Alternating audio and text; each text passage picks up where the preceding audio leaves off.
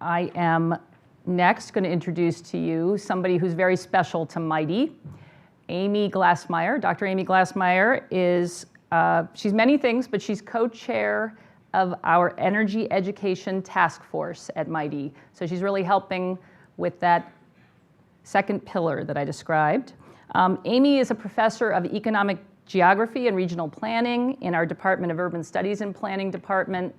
I'm going to tell you some of the accomplishments, but I just also want to say that Amy is a really smart, really energetic person who I am very happy to have gotten to know in the past 10 months since I've been here. And I can thank C3E for introducing me, this project that we've been working on. Amy emceed C3E last year and really filled a role that was important to MITEI, and we appreciated her stepping in. She recently received a Distinguished Scholarship Honor Award from the Association of American Geographers in this year, 2014, for her insights into the geographies of economic development and planning and her research on patterns and trends in rural poverty in America, and her outstanding efforts to understand and inform policy. So Amy's research and policy contributions in the field of renewable energy go way back to the 1970s, which some of us remember. And she, at that time, was helping design the first California University system-wide public outreach program around renewable energy. So I'm looking forward to hearing Amy's comments to us as we get started on our symposium. Thank you.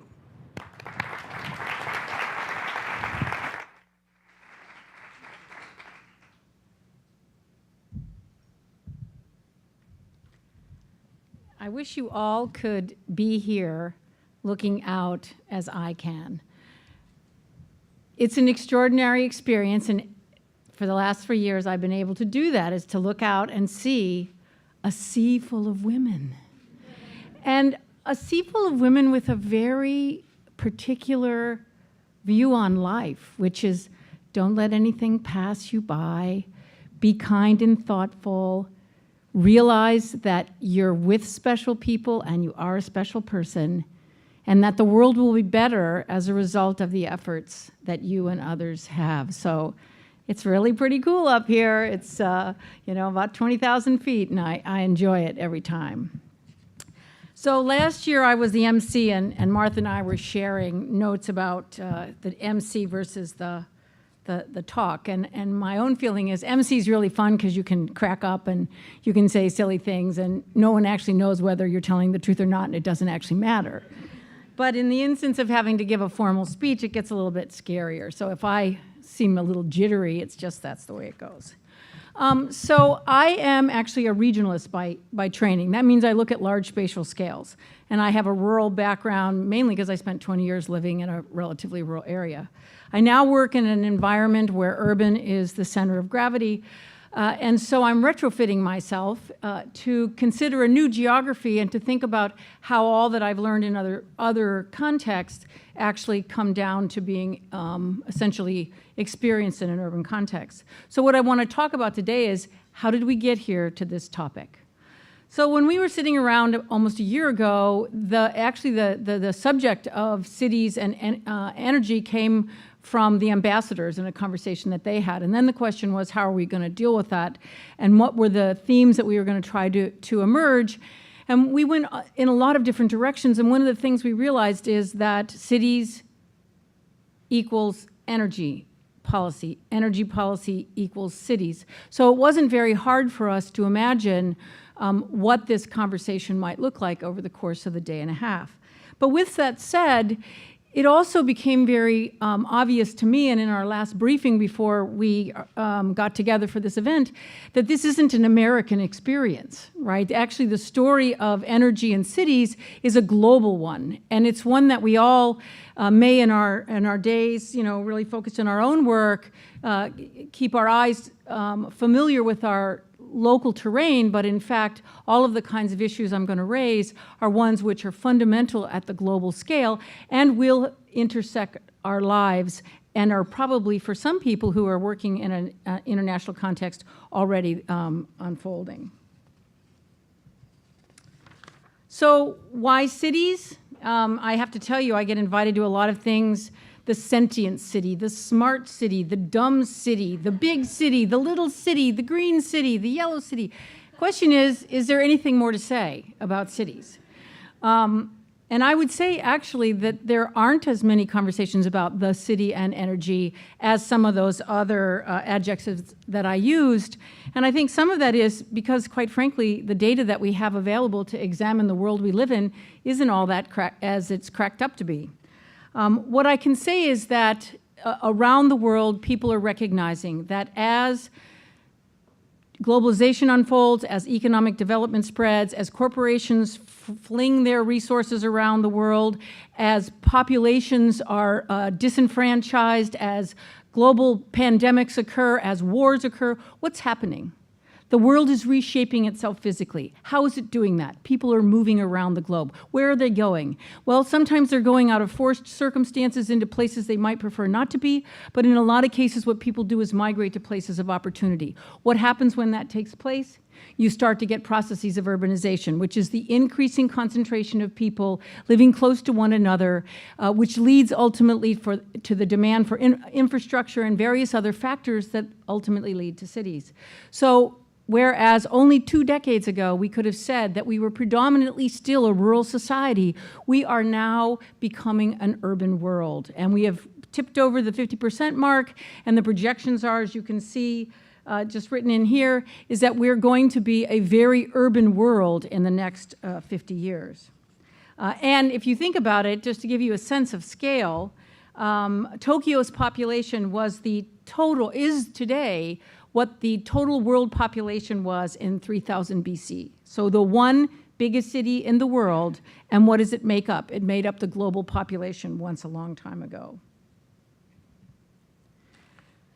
Why is energy policy and cities so intimately related? Because cities, when people aggregate, cause to come to the fore the need for resources to manage population, to produce livelihoods, to generate a lived experience that are good for people. And cities fundamentally, without energy, essentially have to operate in the hinterland because that's where they're going to find the resources. So when we get urbanization, we also get the call for energy policy. What does it mean for the world to become more urban? And what does it mean for the world to become more urban as it relates to energy? Well, this slide here tells you something about what the future is going to look like. So today, right now, the GDP of the world is generated predominantly in the global north cities, the cities of the advanced industrialized countries. So that's the stock of wealth. That's the stuff that we already have. But going forward, in terms of the growth of wealth, where is that going to take place? The expectations are is it's going to take place in new cities, in regions of the world that are not urbanized yet. And so what does that mean for those of us who are in the business of energy policy and economic development? We have to figure out how we're going to provide the energy that's needed in a way which doesn't destroy the world around us. And that's the really big challenge. Now, when we think about energy and policy and we think about the process of development, we probably have a lot of different views on whether it's good or bad and how it works and what does it look like. But one of the interesting things is I live about 18 miles from town here. I take public transit to get to work. But the bottom line is that where I live is relatively energy inefficient. Houses are spread around, everybody has a road, you have your own sewer system. There's a lot of infrastructure that goes in to managing a relatively small population. Contrast that with here, Cambridge or Boston, and what is the first thing you notice? That as you get population concentration, you actually have the potential for economies of scale and more efficient use of energy. And that's indeed what we see as the process of urbanization reaches a level of maturity. Not in the process of becoming, but when you actually are at a slice in time and you can say, is the energy usage in a city more or less efficient than in a more spatially decentralized pattern of development? And the answer is, if you have the two same levels of demand, an urban configuration is going to be more energy efficient. Why? Makes sense, right? We have smaller spaces, we tend to have shared walls, we tend to have infrastructure that many people use rather than few. So all of that together tells us that the future of cities and energy policy could be a very bright one. It could be one that we can all be proud of. But in the process, we have to get there. And if you think about how many millions, hundreds of millions of people are going to be migrating toward a world in which 70% of our population is living in cities, we have to think about how we're going to do it, what the policy issues are, what are the choices we're going to have to make, and what will serve as both the roadblocks and the enabling influences. So density, in the context of energy policy, as we move to an urban future, is a fundamental consequence which we actually hope to achieve. This is a little calculation that we did. We were hoping we could do it for cities in the United States to basically look at whether the total energy consumption of people in the country by more or less dense areas. If you had higher density, would you have lower energy per capita versus lower density? Unfortunately, you can't actually get the data for cities in the United States. That's my friends in DOE over there, you know, a little data call here.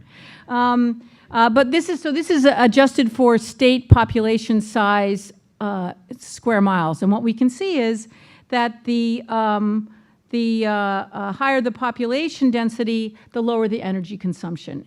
Now, I said, and this is all things being equal. Now, the problem with this is this is the end game. This is the consequence of development over time. What we see in the global south, which is in the process of developing, is a picture entirely different. So this is a picture of a family in China, and this is called the Empty Chairs series on the left, and Shanghai in 1980 and 2012. You can see, if we were to just take a snapshot in time with the chairs picture, it looks relatively low energy, doesn't it? And we can look at 1980 in Shanghai, and we can say it also looks relatively energy modest in consumption compared to 2012. This is one of the interesting issues associated with a trajectory toward the future, which is at a single point in time, everything is held constant. Yes, indeed, in that small, isolated farm where there's relatively few people and almost no infrastructure, energy consumption is low. And in the development path of Shanghai in 1980, the infrastructure was of the time, with relatively the vintage of energy consumption of that time.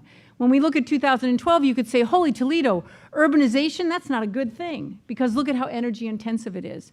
But it is a relative picture that we want to understand, which is where the places of the future are on their way toward an energy path, and we have the capacity to alter the potential energy consumption pattern that we see. But it's a problem. So the question is do we take the path that we took of the past?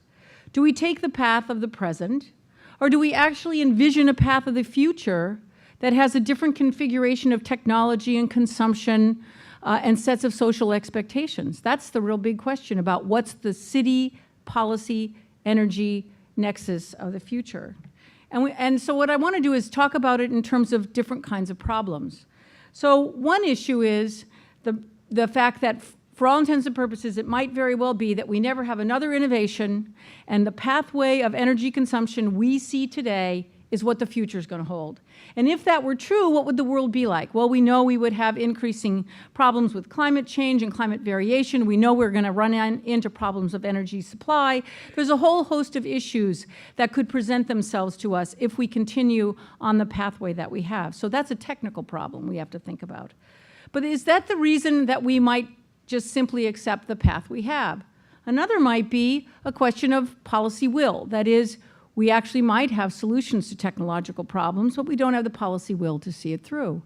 Or we might not, it might be an emotional problem. That is that the public is actually not in tune with advocating for itself, recognizing that a future can be different and also better at the same time.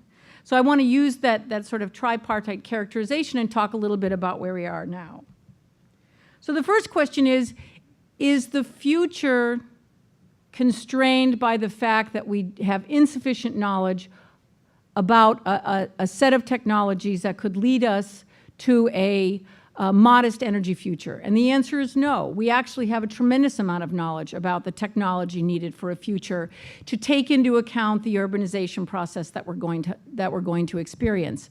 These are just some statistics from NREL, which suggests that there are ways for us to configure just even solar energy in a manner to be capable of providing our own needed energy sources without having to necessarily turn the world over and come up with brand new sets of technology. So the problem for cities of the future isn't technology, I would argue. This is another example of an innovation that was just released at MIT this summer, which talks about converting graphite into a better solar collector. So the technological processes of change continue on unabated. And so we can't argue that the future is going to be constrained by technological change. Probably, if we look at history, we would say that it's going to be enabled. So what about policy problems? Is our energy future a question of public policy? And I would argue that there's some interesting examples where people at the local level are actually pushing through challenges faced with policy constraints. This is an example of a crowdsource-funded initiative in Utah where the citizens got together and said, you know, we can use the road surface and solar tops on the road surface to be able to generate the electricity that we need. So in this instance, there isn't an institutional constraint that means that we can't possibly move to an energy future that is different from the past. And then finally, another example of a challenge that might get in the way, but which actually is at this point really essentially opening up and evolving. This is an example from Boulder, Colorado, where the local community is insufficiently satisfied with a relatively progressive utility because they want to move more toward a low carbon future at a faster pace than the utility wishes to do. And what are they actually arguing for? They're arguing for taking over the utility and domesticizing it as a way of ensuring that they are capable of achieving the energy policy outcome they have. So when we think about it, and then another question that comes up a lot about what the future is going to hold has to do with the actual cost of moving to a new future. And the question is, you know, is the problem one of financing the ability to generate new energy sources? And the answer is that actually we're even seeing institutional change in that way, where solar collectors are being installed, they're being valued, people are capable of borrowing against it for further installations. So many of the challenges that we might think will really serve as disabling agents as we manage this world of urbanization actually are working their way out in lots of very interesting and creative ways, even at the most local of scales. Maybe the challenge for us really is thinking about how we transfer these innovations and also how we achieve scale across very disparate locations. In Africa, another very challenging environment. You know, we think about, when we look around the globe, we can say, where are the big energy challenges of the future? It's certainly not in the global north. It's not in the industrialized countries. We may lack the will, but it certainly isn't a problem of the way, and it probably also isn't a problem of the availability of money. So it's more probably a policy issue. In a place like Nigeria, with vast amounts of natural resources, what they really struggle with is figuring out how they're going to provide infrastructure. Traditionally, infrastructure was paid for by governments, but interestingly, you're finding that infrastructure is even being innovated by organizations that are very far away from government. My husband is an exploration geologist, and he works with a man who built a railroad in a port in Sierra Leone to be able to get iron ore out of the country because the government was essentially incapable of doing that. So there are ways in which we have examples of how to surmount the challenges that we face. So infrastructure is a critical element in the whole story of what the future is going to hold. And in places like China, we're seeing massive investments in infrastructure, and yet They're not syncing up with a spatial distribution of population, and they're also not necessarily syncing up with the need to be energy efficient. And that's one of the big challenges for the process of urbanization today, is it's moving along rapidly without the information of the capabilities of new technology to actually make it possible for energy efficiency to unfold. And so how will we see the urban future? We actually may see a relatively rapid period of redevelopment after the first round of urbanization that takes place, simply because the learning process lagged and the will process lagged and the politics of indifference led to rapid urbanization, but not necessarily urbanization that has long-term sustainability. So in a nutshell, my message is we are going to be an urban world. The question is, how do we get there in the best way possible? Do we lack the technology? The answer is no. There are limits, but really, there's a lot to be used. Do we lack the public emotion? Are people willing to stand up and fight for the things that they need? We can see that around the world. We can see citizens fighting in China. We can see people fighting in cities in Latin America, all arguing for the same thing, which is a better way to live. So it's not the lack of citizen action that is standing in the way of evolving into a future which is more energy efficient and more livable. Actually, it's a political challenge, right? It's a challenge of saying we're going to go away from the present to a future that is very different, in which the power relationships are very different, and the returns to investments aren't necessarily held by a few, but by a lot. And that's, for us, the really big challenge, is how do we reconfigure who we are politically and still end up in a world that we all feel really good about. Now, when I was talking with Martha and Amanda about what I would say today, I wanted to at least make one comment about where we are right now at this moment. I don't know about you, but it is the most remarkable period of time in maybe the last 70 years. The world is full of turmoil. The level of uncertainty is very high. The sets of consequences that are unfolding around us or in very distant places are ones we've never confronted before.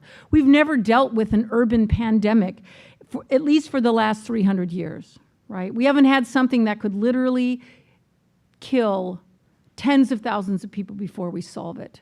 And so as we think about the challenges that we face and the issues that we really care about, I know I have to keep that in my mind. That is, how do I manage this world I want to operate in and be successful about, and the world that I see around me and the challenges that it faces?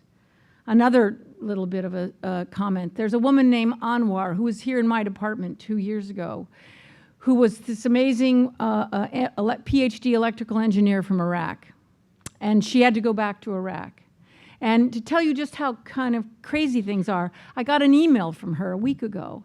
And she wrote me and she says, "Can you get me out of here? It's dangerous. There are people walking around with guns." So all of that, I say all of that because I know actually we women, and I know men too, but I definitely feel that women, we live in the world in which we try to keep all of these things in our head.